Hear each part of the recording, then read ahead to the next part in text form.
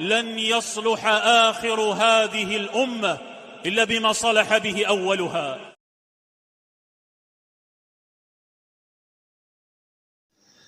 السلام علیکم ورحمۃ اللہ وبرکاتہ۔ وعلیکم السلام ورحمۃ اللہ۔ چلیے ایک بھائی کی طرف سے سوال آیا کہ انہوں نے کہا کہ مروان بن حکم نے جب یزید کی خلافت کی بیعت لینا چاہی جی تو حضرت ابوبکر صدیق رضی اللہ عنہ کے بیٹے عبد الرحمن بن ابی بکر نے بیعت کا انکار کیا اور کہا یہ تو کیسر و کسریٰ کا طریقہ ہے، یعنی بادشاہت والا معاملہ ہے، اس کی ذرا وضاحت فرما دیں۔ جی یہ بہت اچھا سوال کیا ہے انہوں نے، اور یہ جو سوال انہوں نے کیا ہے حضرت عبد الرحمن بن ابی بکر والا کہ وہ انہوں نے مروان بن حکم کا یہ کہہ کے انکار کیا بیعت کا کہ جی یہ تو ہرقل والا طریقہ ہے، تو یہ جو سوال انہوں نے کیا ہے یہ بالکل صحیح بخاری کی روایت ہے۔ جب حضرت امیر معاویہ رضی اللہ تعالیٰ عنہ نے اپنی زندگی کے اندر یزید کی بیعت کے لیے لوگوں کو جو ہے وہ ان کی ذہن سازی کرنے کے لیے اپنے گورنروں کو حکم دیا کہ وہ لوگوں کو جو ہے نا لوگوں کی رائے عامہ وہ ہموار کریں یزید کے حق میں، اس وقت مدینہ کا جو گورنر تھا اس کا نام تھا مروان بن حکم رضی اللہ تعالی عنہ، اس کو بھی حکم دیا گیا۔ اس نے پھر مسجد نبوی میں یزید کی بیعت کے لیے جو ہے وہ لوگوں کو بلایا، اور اس میں حضرت عبد الرحمن بن ابی بکر رضی اللہ تعالیٰ عنہ بھی تھے۔ حضرت عبد الرحمن بن ابی بکر نے جب یہ بات سنی تو انہوں نے یہ کہا بھئی یہ تو ہرقل والا طریقہ ہے، باپ کے بعد بیٹا، یہ تو کیسر و کسریٰ والا طریقہ ہے، ہم نہیں مانتے اس کو۔ اچھا بھئی اب ہم نے یہ دیکھنا ہے، آپ یہ بتائیں کہ ہماری دین اسلام میں ہمارے شریعت میں کیا کسی صحابی کی ذاتی رائے حجت ہے؟ یہ سب سے پہلی بات آپ نے یہ سمجھنی ہے، یعنی قرآن اور حدیث کے مقابلے میں اگر کسی صحابی کا اپنا فتویٰ اپنی رائے ہے اور وہ قرآن حدیث کے خلاف ہے تو کیا وہ ہمارے لیے حجت ہے؟ قطعاً۔ حضرت عبداللہ بن مسعود رضی اللہ تعالیٰ عنہ فرماتے ہیں کہ قل اعوذ برب الفلق قل اعوذ برب الناس یہ قرآن کا حصہ نہیں ہے، ان کا اپنا فتویٰ تھا۔ بقایا اجماع صحابہ یہ تھا کہ یہ دونوں صورتیں قرآن کا حصہ ہیں، تو کیا عبداللہ بن مسعود کی بات کو مانا جائے گا؟ نہیں مانا جائے گا، وہ ان کی اپنی رائے تھی۔ بعین ہی اسی طرح یہ عبد الرحمن بن ابی بکر کی اپنی رائے تھی کہ دین میں ہماری شریعت میں یہ بادشاہت والا طریقہ نہیں ہے، یہ تو جی ہرقل والا طریقہ ہے، یہ ان کی اپنی رائے تھی۔ ہمارے دین اسلام میں شریعت میں صحابہ کی ایسی وہ رائے جو قرآن حدیث کے مخالف ہو نہیں مانی جائے گی۔ حضرت عمر فاروق رضی اللہ تعالیٰ عنہ نے 3 طلاقوں کو ایک کر دیا، انہوں نے حق مہر کو باندھنے کی کوشش کی، اسی وقت انکار ہو گیا۔ حج تمتع کے اوپر انہوں نے پابندی لگائی، ان کے اپنے بیٹے عبداللہ بن عمر نہیں، حج کا موقع آیا حج تمتع کی نیت باندھی، احرام باندھا حج تمتع کا۔ لوگوں نے کہا جی آپ کے باپ نے تو حج تمتع پہ پابندی لگائی ہے، کہتے ہیں کہ شریعت میرے باپ کی ہے۔ تو اچھا اس سے میرے پیارے بھائیوں دوستو یہ سمجھ آئی کہ ہمارے دین میں اگر کسی صحابی کی کوئی ذاتی رائے ہو جو قرآن اور حدیث سے متفق نہ ہو تو اس رائے کو ماننے کے لیے ہم پابند نہیں ہیں۔ تو محترم دوستو بھائیوں یہ عبد الرحمن بن ابی بکر والی یہ جو روایت ہے جس میں وہ یہ کہہ رہے ہیں یزید کی بیعت کے حوالے سے کہ یہ ہرقل کا طریقہ ہے، یہ ان کی ذاتی رائے تھی۔ صحابہ کرام اور اس وقت کے مسلمان باپ کے بعد بیٹے کو برا نہیں سمجھتے تھے، جیسے کہ حضرت علی رضی اللہ تعالیٰ عنہ کی خلافت کے بعد ان کے بیٹے کو خلیفہ چنا گیا، اب باپ کے بعد بیٹا آیا، کسی صحابی سے بھی آپ اعتراض ثابت نہیں کر سکتے، کسی نے اعتراض کیا ہی نہیں۔ حضرت عمر فاروق رضی اللہ تعالیٰ عنہ نے بھی جب 6 بندوں کی نمائندہ ٹیم چنی نا، ان میں اپنے بیٹے عبداللہ بن عمر کو پتہ کس وجہ سے شامل نہیں کیا تھا؟ کہنے لگے اس کو تو دین کا پتہ ہی نہیں ہے، اس کو تو ابھی طلاق دینے کا طریقہ نہیں آتا، یعنی یہ وجہ رکھی کہ اس کو تو طلاق دینے کا علم نہیں ہے تو اس کو میں خلافت کے لیے جو ہے وہ چنوں۔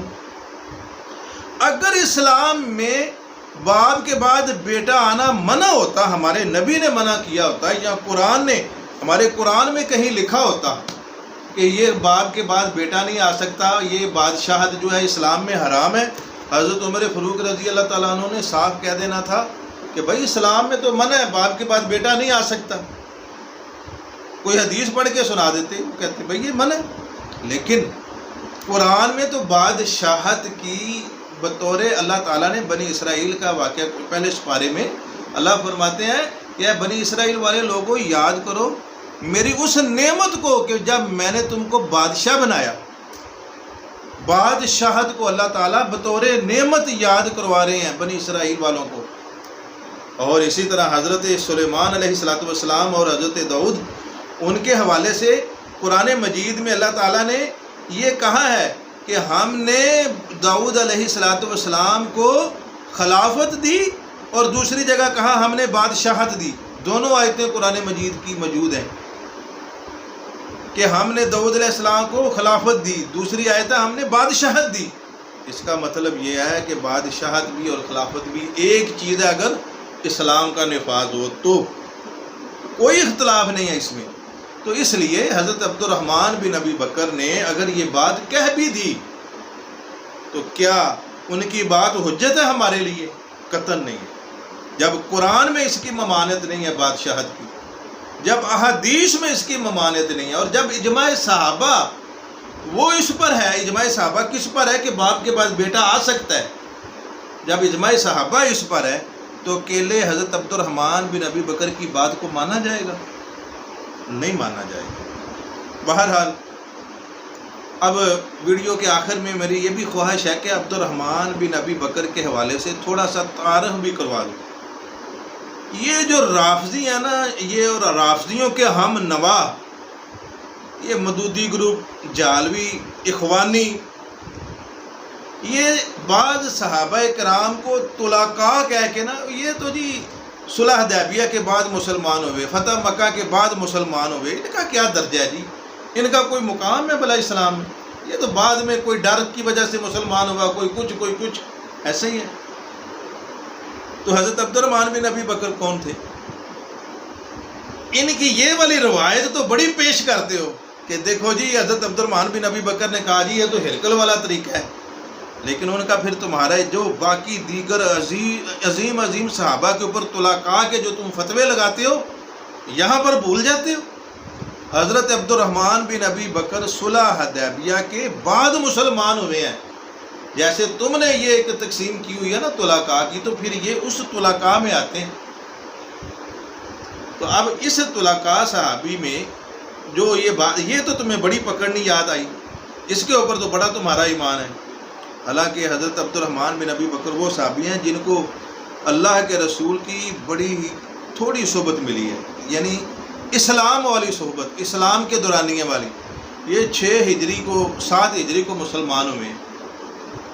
اس سے پہلے غزوہ بدر میں بھی یہ کافروں کی طرف سے آئے، غزوہ احد میں بھی یہ کافروں کی طرف سے آئے، غزوہ خندق میں بھی یہ کافروں کی طرف سے آئے۔ مسلمانوں کے خلاف انہوں نے 3 مشہور جنگیں لڑیں عبد الرحمن بن ابی بکر نے۔ جب یہ مسلمان ہوئے تو ایک موقع پہ اپنے باپ حضرت ابو بکر صدیق سے کہنے لگے ابو جی غزوہ بدر کا موقع تھا، آپ میری تلوار کے نیچے آئے تو میں نے یہ سوچ کے کہ میرے والد محترم ہیں، میں نے تلوار کو پیچھے کر لیا، آپ کے اوپر وار نہیں کیا۔ ایمان ابو بکر دیکھیے، حضرت ابو بکر صدیق فرماتے ہیں بیٹا تو نے تو تلوار اٹھا لی، تو نے تو تلوار کا وار نہیں کیا مجھ پر، اللہ کی قسم اگر اس دن غزوہ بدر کے دن اگر تو میری تلوار کے نیچے آتا تو میں کبھی بھی تجھے اللہ کے رسول کا دشمن سمجھ کے تجھے چھوڑتا نہ، میں نے تیری گردن اتار دینی تھی۔ تو یہ بات ہے۔ غزوہ بدر میں بھی عبد الرحمن بن ابی بکر کافروں کی طرف سے آئے ہیں، باپ کا مقابلہ کر رہے ہیں۔ غزوہ احد میں بھی ہے۔ اچھا یہ جو لوگ ہیں نا، یہ رافضی اور ان کے ہم نوا، یہ بات بڑی کرتے ہیں جی حضرت ابو سفیان دیکھو غزوہ بدر میں کافروں کا کمانڈر تھا، غزوہ احد میں بھی کافروں کا کمانڈر تھا، غزوہ خندق میں بھی اتنی فوج لے کے آ گیا۔ وہ بھائی اکیلے حضرت ابو سفیان رضی اللہ تعالیٰ عنہ ہی ایسے تھے جو مسلمانوں کے مقابلے میں آتے رہے ہیں؟ کتنے اور صحابہ، حضرت عباس نہیں آئے تھے غزوہ بدر میں؟ اللہ کے رسول کے چچا کا بیٹا عقیل نہیں آیا تھا؟ اور کتنے صحابہ کرام تھے، حضرت عبد الرحمن بن ابی بکر ابو بکر صدیق کا بیٹا نہیں آیا تھا؟ کتنے ایسے صحابہ کرام ہیں جو بعد میں مسلمان ہوئے، پہلے وہ کافروں کی طرف سے مل کے کافروں کے ساتھ مسلمانوں کے مقابلے میں آئے تھے۔ بہرحال تو یہ حضرت عبد الرحمن بن ابی بکر یہ 6 ہجری کے بعد مسلمان ہوئے ہیں۔ تو اس طرح ہوا۔ آگے بڑا ایک دلچسپ بات ہے کہ جب حضرت عبد الرحمن بن ابی بکر نے مسجد نبوی میں یہ تو کہہ دیا نا یہ ہرقل کا طریقہ ہے، ہم نہیں یزید کی بیعت کو مانتے، پھر انہیں اندازہ ہو گیا کہ میں نے بات غلط کہی ہے، اب میری پکڑ ہوگی۔ پھر وہ وہاں سے دوڑے، فوراً کہاں گئے؟ ان کو پتہ تھا کہ بنو امیہ کے حکمران، بنو امیہ کے فوجی اہل بیت کا بڑا احترام کرتے ہیں۔ اپنے گھر نہیں گئے، حضرت عبد الرحمن بن ابی بکر اپنے گھر نہیں گئے، ان کو پتہ تھا کہ آج ایک گھر ہے جہاں پر بنو امیہ کے حکمران جو ہیں یہ ان کے جو فوجی ہیں اس گھر میں نہیں جاتے، اس کو حرم سمجھتے ہیں، جیسے حرم ہے نا بیت اللہ مسجد نبی، وہ اہل بیت کے گھروں کو حرم کی طرح مقام دیتے تھے۔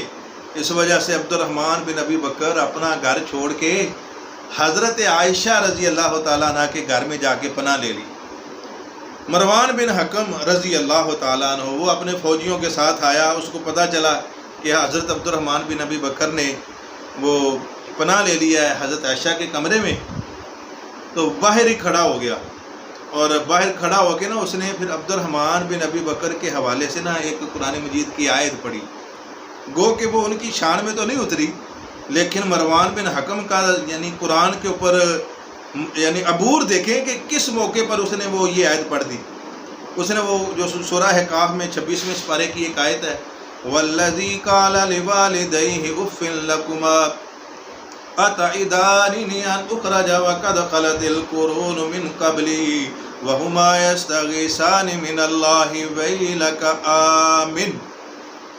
اس کا مطلب یہ ہے کہ وہ ایسا وہ شخص کہ جس نے اپنے ماں باپ سے یہ کہا کہ تم مجھے یہ کہتے ہو کہ میں دوبارہ اٹھایا جاؤں گا، حالانکہ اتنی پہلی امتیں گزر گئی ہیں، کوئی اٹھا ہے؟ یعنی روز آخرت کا، قیامت کا دن کا وہ جو بندہ انکار کر رہا تھا، تو اس نے اپنے ماں باپ کا سمجھانے کے باوجود ایمان نہیں یعنی مان رہا تھا، تو اس کے بارے میں ماں باپ اس کو یہ کہہ رہے ہیں وَهُمَا يَسْتَغِيثَانِ مِنَ اللَّهِ وَيْلَكَ آمِنْ، ماں باپ اسے کہہ رہے ہیں ویل ہو تیرے لیے، بربادی ہو، آمین، ایمان لیا، مان جا، لیکن وہ بچہ نافرمان بچہ نہیں مان رہا ماں باپ کی بات۔ یعنی وہ مروان بن حکم نے اس موقع پر یہ آیت پڑھ کے یاد کرایا کہ ساری زندگی عبد الرحمن بن ابی بکر نے حضرت ابو بکر صدیق کی مخالفت کی، یہ ان کی باتوں کے اوپر ایمان نہیں لایا تھا، یہ آیت پڑھی۔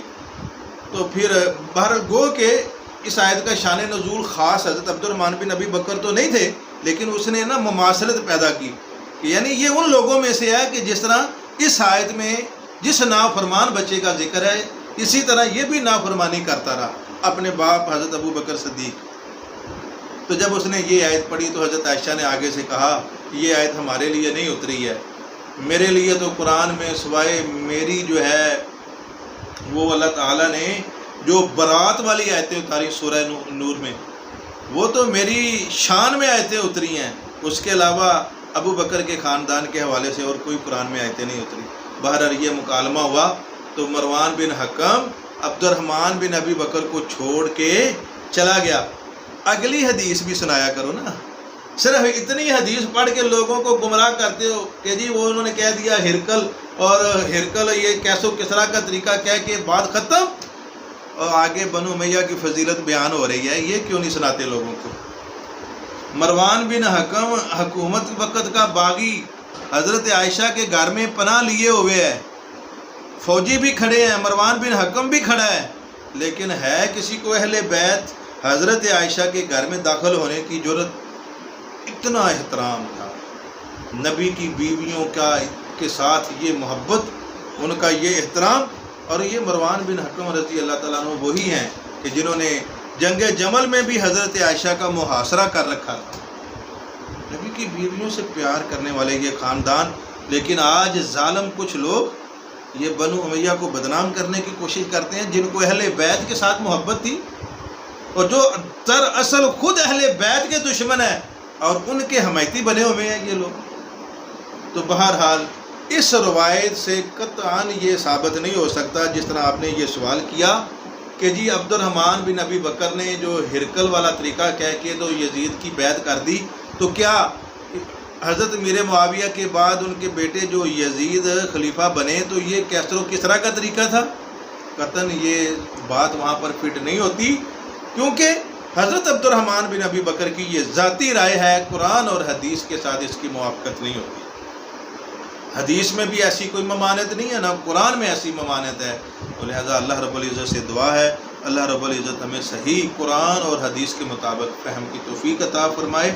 وآخر دعوانا ان الحمد للہ رب العالمین۔